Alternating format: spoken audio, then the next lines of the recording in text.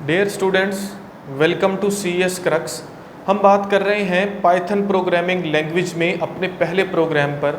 तो हमारा जो पहला प्रोग्राम है वो है प्रिंट हेलो वर्ल्ड। इसके लिए हमने प्रिंट लिखा, पैरेंथेसिस लगाई और डबल कोटेशन में लिखा हेलो वर्ल्ड। जब हम इस लाइन ऑफ कोड को, इस प्रोग्राम को एग्जीक्यूट करते हैं, रन करते हैं, तो होता कुछ यूँ है कि ये जो हेलो वर्ल्ड स्ट्रिंग लिखा हुआ है डबल कोटेशन में, ये एज इट इज़ स्क्रीन पर प्रिंट हो जाता है, हमें एज आउटपुट मिलता है हमारी स्क्रीन पर। तो पहले प्रोग्राम को प्रैक्टिकली परफॉर्म करने के लिए हमने प्रीवियस लेक्चर में दो सॉफ्टवेयर इंस्टॉल किए। पहले नंबर पर हमने पाइथन को इंस्टॉल किया, दूसरे नंबर पर हमने VS कोड को इंस्टॉल किया। हमने इस लाइन ऑफ कोड को भी चलाया, इस पहले प्रोग्राम को भी हमने चलाया। तो जैसे ही हम इसको रन करते हैं तो हेलो वर्ल्ड हमें लिखा हुआ मिलता है। हमें इस प्रोग्राम के कंपोनेंट्स को समझना है ताकि जो बेसिक पॉइंट्स हैं हम उनको समझ सकें। तो यहाँ पर इस कोड में पहले नंबर पर लिखा हुआ है प्रिंट, प्रिंट के बाद है पैरेंथेसिस। अब ये जो प्रिंट है ये बेसिकली एक फंक्शन है। अब फंक्शन है क्या, किसी भी लैंग्वेज में फंक्शन का क्या काम है, इसको हमने फर्दर लेक्चर्स में कवर करना है, लेकिन आप बेसिक चीज़ को समझिए इस लाइन ऑफ कोड के पॉइंट ऑफ व्यू से। होता कुछ यूँ है, कोई भी फंक्शन किसी भी लैंग्वेज में कोई पर्टिकुलर काम परफॉर्म करता है, ठीक है जी। तो यहाँ पर प्रिंट जो फंक्शन है इसका काम है कि इसने कोई भी आउटपुट स्क्रीन पर प्रिंट करवाना होती है। हम यहाँ पर बात कर रहे हैं आउटपुट की। कोई भी आउटपुट जो हमें स्क्रीन पर प्रिंट करवाना होती है उसके लिए हम प्रिंट फंक्शन को यूज़ करते हैं।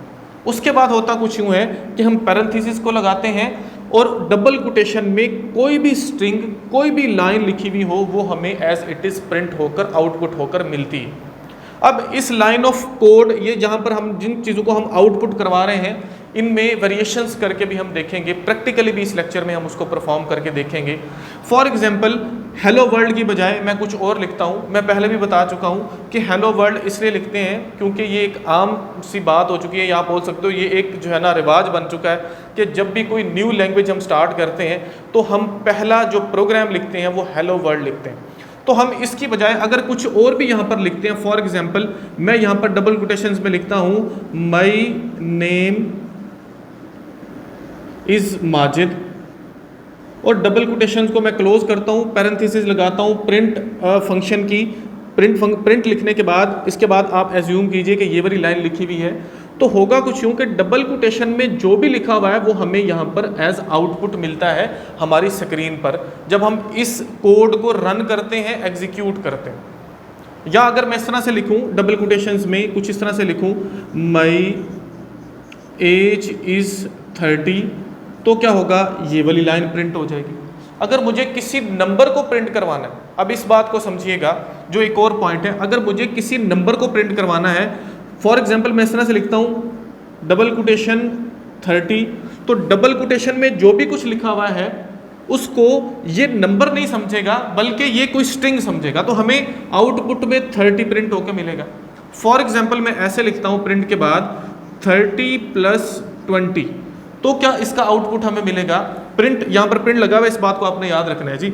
अब इसका जो आउटपुट हमें मिलेगा वो हमें मिलेगा 30 + 20 एज इट इज़, जो कि डबल कोटेशन में लिखा हुआ। अगर मैं इनको रिमूव कर दूं कुछ इस तरह से, फॉर एग्जाम्पल पहले हम इसको देखते हैं, अगर किसी भी नंबर के लिए हमको डबल कोटेशन लगाने की ज़रूरत नहीं, उसको पता चल जाएगा हमारे जो पाइथन है कि ये अगर डबल कोटेशन नहीं लगी हुई तो ये कोई नंबर है, तो इसको वो प्रिंट करवाएगा 30, ठीक है।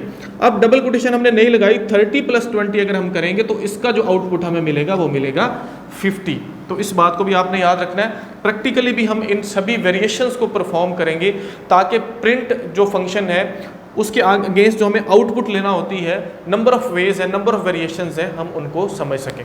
तो अगर हम समझें कि किसी भी जो प्रोग्रामिंग लैंग्वेज है या कोई भी प्रोग्राम है, अगर उसके फंडामेंटल को हम समझें तो होता कुछ यूँ है, किसी भी आउटपुट से पहले हमें कोई ना कोई इनपुट देना होती है।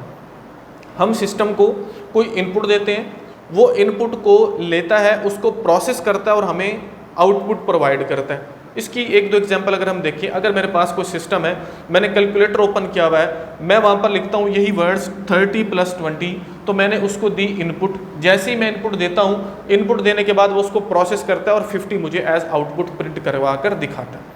फॉर एग्जाम्पल मैं YouTube की बात करूँ, मैं YouTube को सर्च बार में जाता हूँ, वहाँ पर मैं कुछ भी लिखता हूँ, मैं अपने चैनल का नाम लिखता हूँ CS क्रक्स, सर्च के ऊपर क्लिक करता हूँ, तो क्या होगा, मैंने जो उसको कीवर्ड दिए वो मैंने उसको इनपुट दी, जब मैंने क्लिक किया तो वो उसको एग्जीक्यूट करता है और आउटपुट जो स्क्रीन है वो मुझे दिखाता है। अब इस पूरी कहानी में जहाँ पर हमें इंटरफेस शो हो रहा है, इसके बैकएंड पर कुछ प्रोग्राम्स हैं, कुछ लाइन ऑफ कोड्स हैं जो इनपुट लेती हैं और इनपुट लेने के बाद उसको आउटपुट हमें प्रोवाइड करती हैं।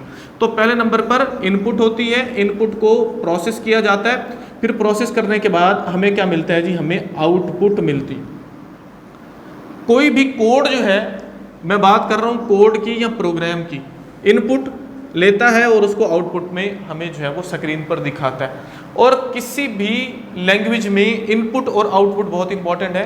हम फिलहाल बात कर रहे हैं सिर्फ आउटपुट के लिए, क्योंकि जो प्रिंट है ये सिर्फ हमें मतलब जो आउटपुट है वो शो करवाने के लिए यूज़ होता है। तो इस बात को याद रखिए, अगर मुझे कोई भी आउटपुट अपनी स्क्रीन पर दिखानी है, मुझे आउटपुट को शो करवाना है, तो उसके लिए हम प्रिंट फंक्शन को यूज़ करते हैं। अब उसके अंदर वेरिएशंस हैं, डबल कोटेशंस, नंबर, वो हम प्रैक्टिकली भी आज के इस लेक्चर में परफॉर्म करेंगे और मज़ीद इस कॉन्सेप्ट को समझने की कोशिश करेंगे जब हमारे सिस्टम में हम VS स्टूडियो में इस कोड को लिखेंगे डिफरेंट वेरिएशंस के साथ।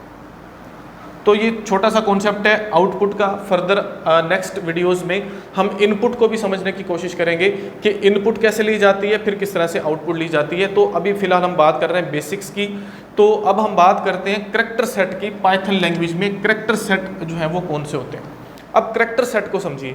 करैक्टर सेट बेसिकली हर लैंग्वेज का कोई ना कोई करैक्टर सेट होता है। अगर हम हमारी रोज़मर्रा की बात करें, अगर मैं उर्दू की बात करूं, तो वो अलिफ से स्टार्ट होता है और बड़ी ये तक उसके हरूफ तहजी हैं, वो उसका करैक्टर सेट है। अगर मैं इंग्लिश की बात करूं तो A स्मॉल या A कैपिटल से लेकर Z स्मॉल या Z कैपिटल तक जो हमारे पास अल्फ़ाबेट्स हैं वो उसके करैक्टर सेट्स हैं। हम उसके बाहर से कोई लफ्ज़ इंग्लिश लैंग्वेज में नहीं लेकर आ सकते।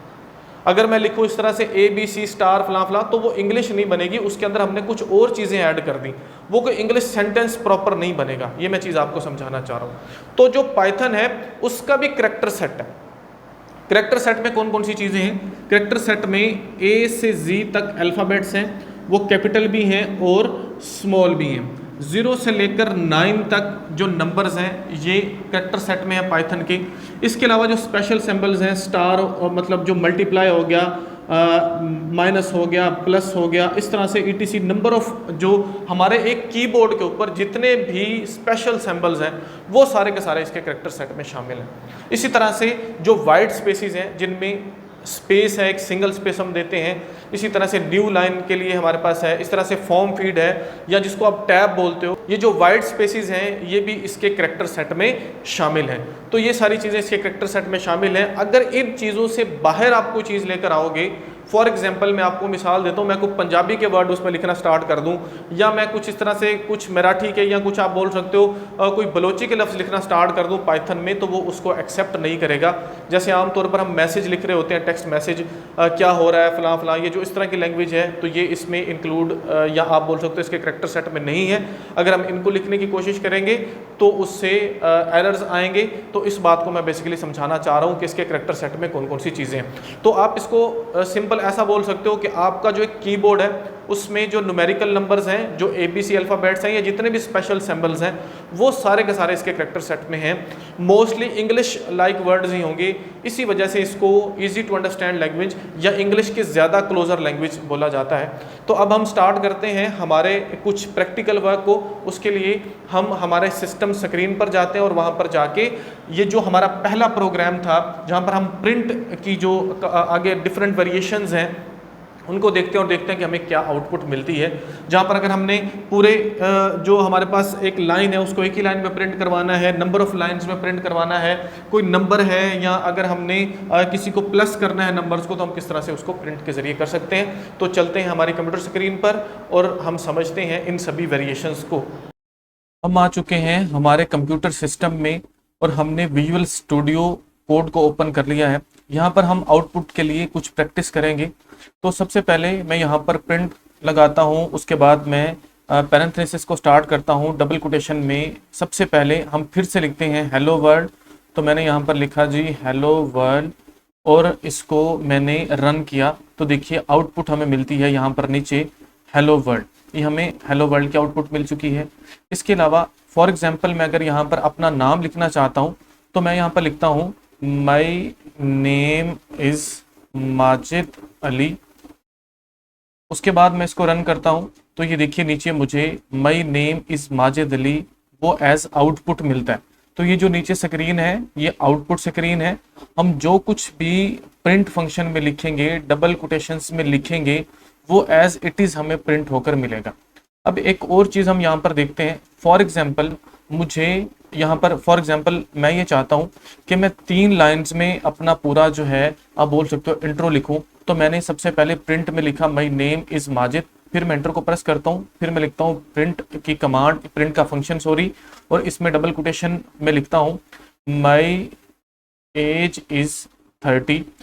फिर मैं इंटर को प्रेस करता हूँ, थर्ड लाइन पर जाता हूँ, प्रिंट में जाता हूँ, फिर से जो है इसको मैं पैरेंथेसिस को स्टार्ट करता हूँ, डबल कोटेशंस लगाता हूँ और उसके दरमियान मैं लिखता हूँ कि आई एम फ्रॉम पाकिस्तान।